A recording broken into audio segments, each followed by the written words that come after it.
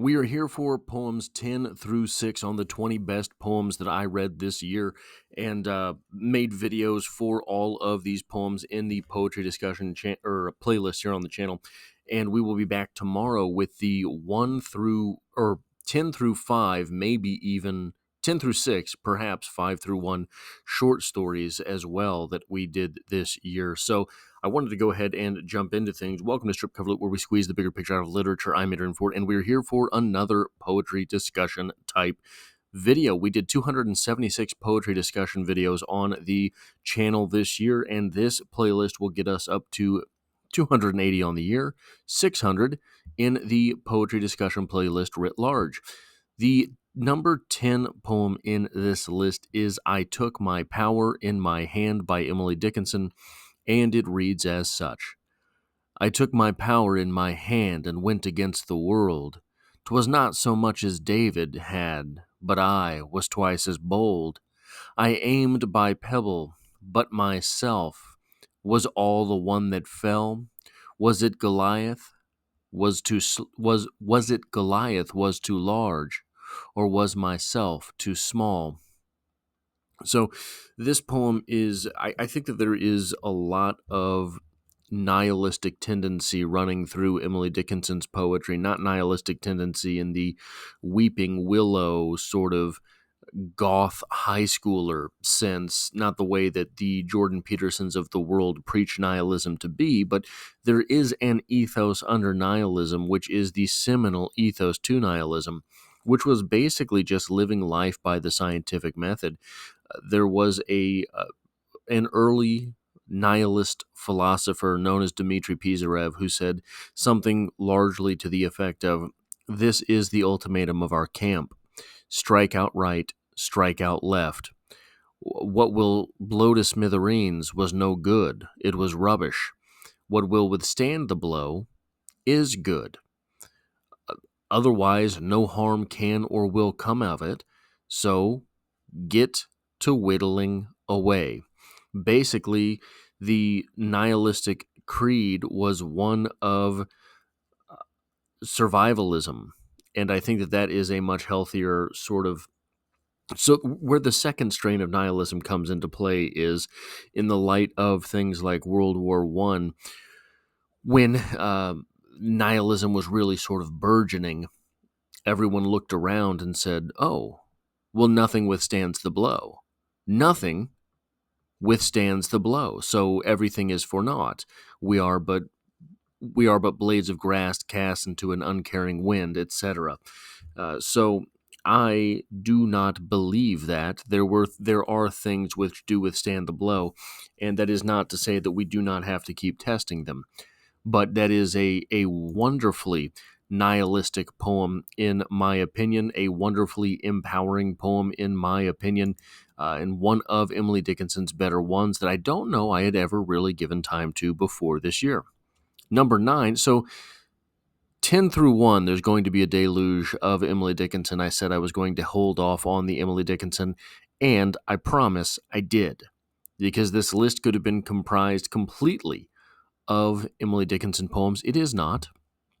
Number 9 is It Was Given to Me by the Gods by Emily Dickinson, and it reads as such. It was given to me by the gods when I was a little girl.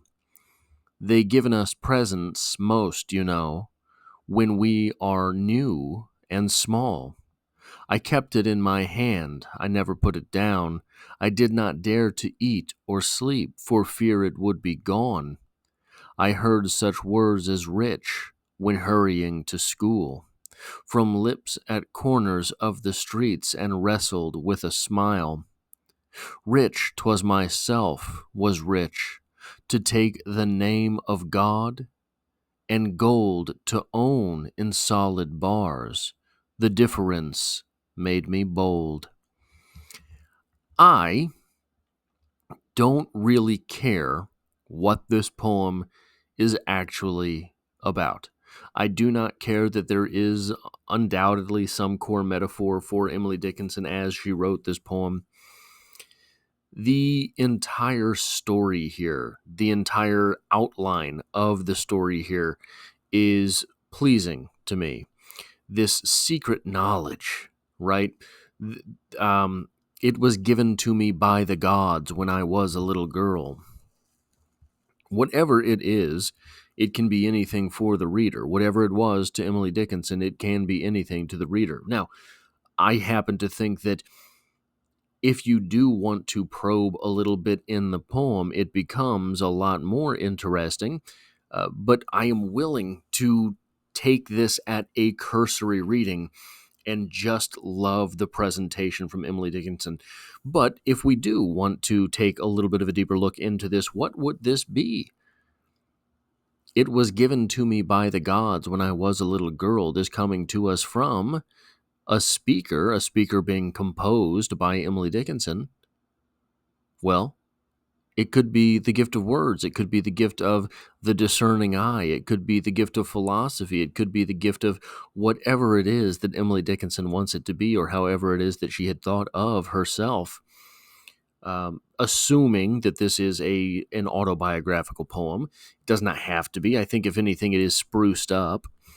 But the idea that perhaps what we have here is the greatest poet of all time saying, hey, this gift that I have, the gods themselves gave it to me. It was Thoth on high that handed me this gift.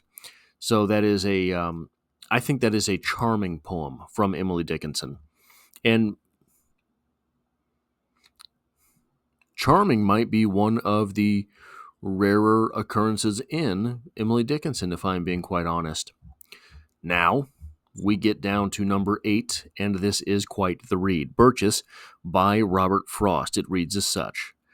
When I see birches bend to left and right across the lines of straighter, darker trees, I like to think some boy's been swinging them. But swinging doesn't bend them down to stay as ice storms do. Often you must have seen them loaded with ice a sunny winter morning after a rain. They click upon themselves as the breeze rises and turn many-colored as the stir cracks and crazes their enamel. Soon the sun's warmth makes them shed crystal shells, shattering and avalanching on the snow crust, such heaps of broken glass to sweep away.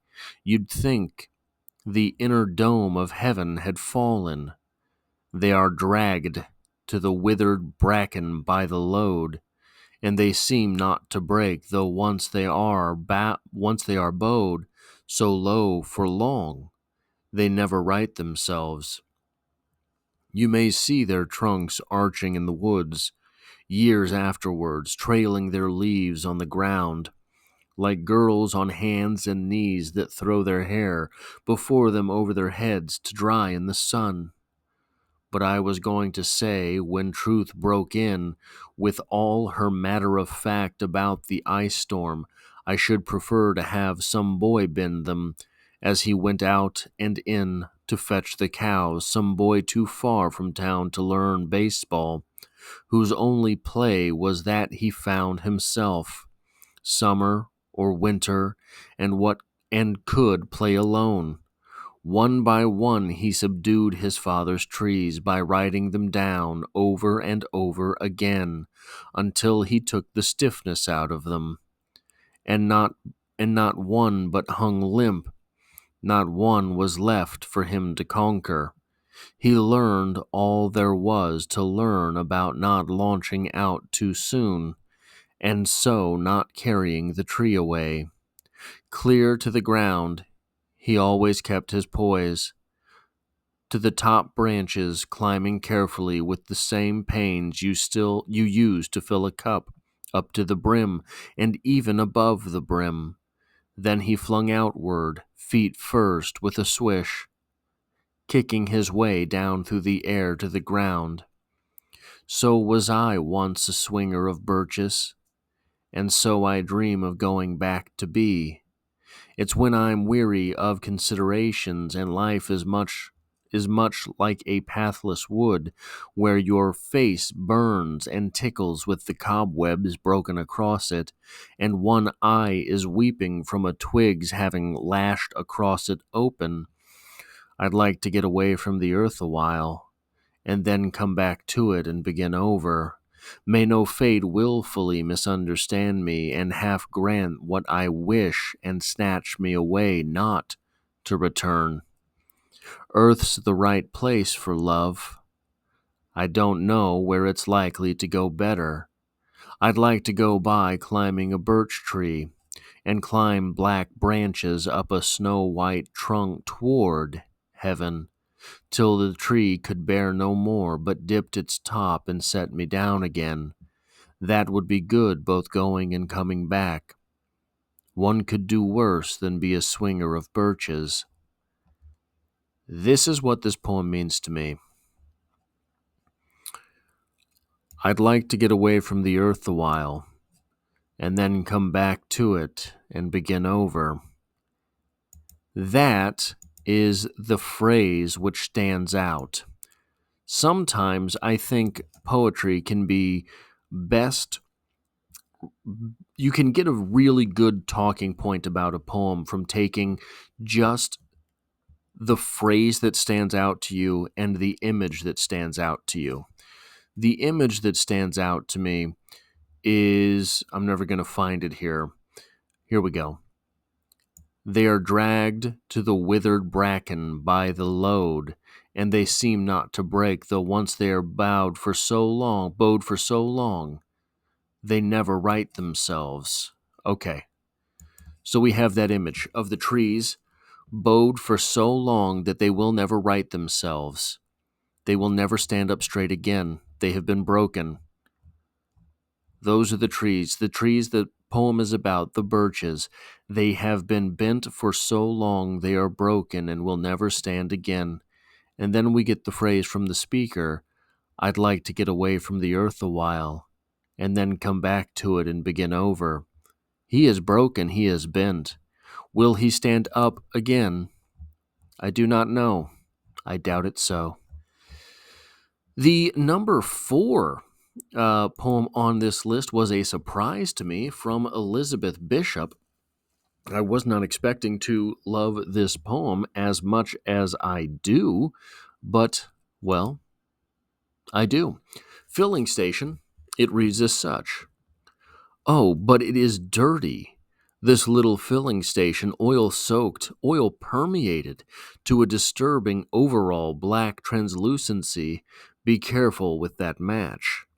Father wears a dirty, oil-soaked monkey suit that cuts him under the arms, and several quick and saucy and greasy sons assist him. It's a family filling station. All quite thoroughly dirty. Do they live in the station? It has a cement porch behind the pumps, and on it a set of crushed and grease-impregnated wickerwork, and on the wicker sofa a dirty dog, quite comfy. Some comic books provide the only note of color, of certain color. They lie upon a big, dim doily draping the tabouret, part of the set, beside a big hirsute begonia. Why the extraneous plant? Why the tabouret? Why, oh why, the doily? Embroidered in daisy stitch, with marguerites, I think, and heavy with gray crochet. Somebody embroidered the doily. Somebody waters the plant, or oils it, maybe. Somebody arranges the rows of cans so that they softly say eso, so, to high-strung automobiles. Somebody loves us all. Now, I actually sought out a reading of this from Elizabeth Bishop herself. She presented it in sort of a sing-songy way that was not quite to be taken seriously. I think there is quite the serious idea to be taken here. In the 15 through 11 video, I made a couple observations about, I think it was that one, either that one or the 20 through 16. There were a couple of poems in there mentioning melons, Fiesta Melons by Sylvia Plath, and In Winter in My Room from Emily Dickinson, which has the symbol of a worm. I made the observation that in those poems there is something of the ideas of gender to be made of those poems, but I don't think those poems were strictly about that. I think that there was bigger things going on in those poems, and to me, more interesting things. In this poem, however, I think that the idea of gender is underplayed, even though it is represented. I think it's almost indelibly represented here. I think that's almost exactly what this poem is about, but it's understated. The doily.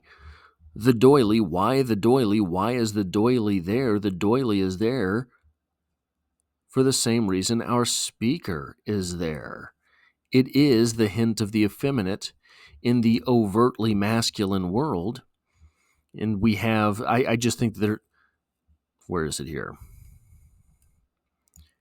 Grease impregnated wickerwork. Come on.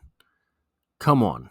There is a lot of that going on here. There is, like I say, a discussion for this poem on the channel. So if you are interested in that sort of thing, maybe consider checking that out. Then number 6 on this list, Mending Wall by Robert Frost. I have to preface this poem.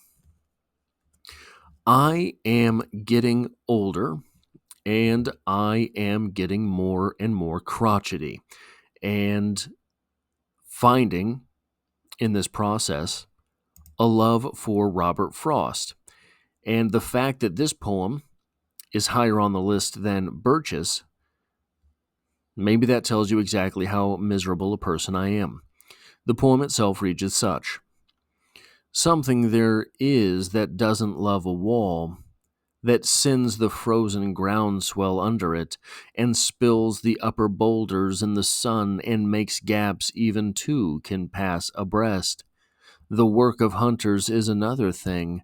I have come after them and made repair, where they have left not one stone on a stone, but they would have the rabbit out of hiding to please the yelping dogs. The gaps, I mean, no one has seen them made or heard them made.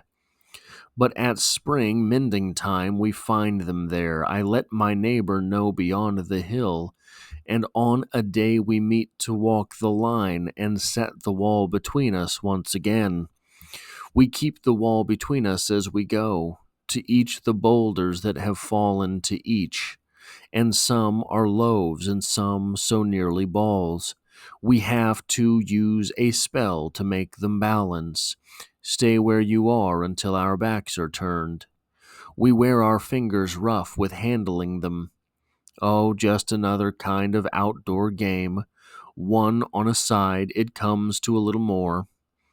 There, where it is, we do not need the wall. He is all pine, and I am apple orchard. My apple trees will never get across, and eat the cones under his pines, I tell him. He only says, good fences make good neighbors. Spring is the mischief in me, and I wonder if I could put a notion in his head. Why do they make good neighbors? Isn't it where there are cows? But here there are no cows. Before I built a wall, I'd ask to know what I was walling in or walling out, and to whom I was like to give offense. Offense. Something there is that doesn't love a wall. That's what wants it down. I could say elves to him. But it's not elves exactly, and I'd rather he said it for himself. I see him there, bringing a stone grasped firmly by the top in each hand, like an old stone savage armed. He moves in darkness, as it seems to me, not only of woods and the shade of trees. He will not go behind his father's saying, and he likes having thought of it so well. He says, good fences make good neighbors. This is a poem about separation. a poem about you stay on your side and I'll stay on mine. Now, I do regret ever so slightly that the poem is written around or buttressed up by a cliche, the cliche that good fences make good neighbors. Robert Frost is better than that, but Robert Frost refused to be better than that here. I I think that Robert Frost would have certainly been capable of making a poem without the use of the cliche. But perhaps where the cliche is used, it tells us something about his neighbor rather than Robert Frost's writing. It tells us something about the neighbor that is as deep as the neighbor's thought process goes. The neighbor's thought process goes to cliche first and last. The neighbor's thought process is willing to stay there. That is what I have for poems 10 through 6 on this list. If you like or appreciate what it is that I do here, hitting the like button really does help me out, as it tells YouTube to share this video with other literature lovers. And if you find yourself here by chance but not design, literature is the only thing I talk about on this channel, dropping multiple videos every single week. There's poetry every Monday, and I hope to have you back for the next one.